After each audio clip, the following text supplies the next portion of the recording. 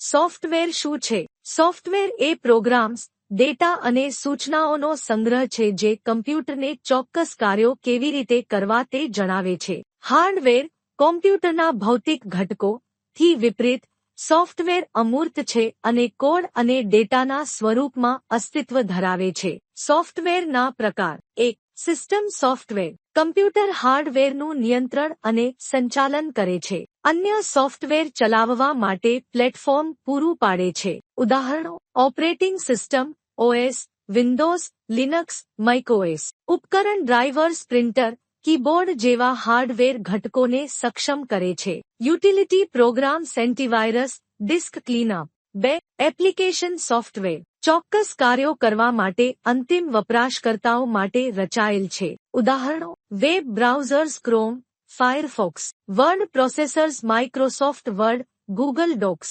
Media players, VLC, Windows media player. Games, PUBG, GTA. 3. Programming software. Tools કે જે વિકાસકર્તાઓને programme લખવા, પરીક્ષણ કરવા અને ડીબગ કરવામાં મદદ કરે છે. ઉદાહરણો: compilers, GCC, turbo, C++. Text editors અને IDE, VS code, PyCharm, Eclipse.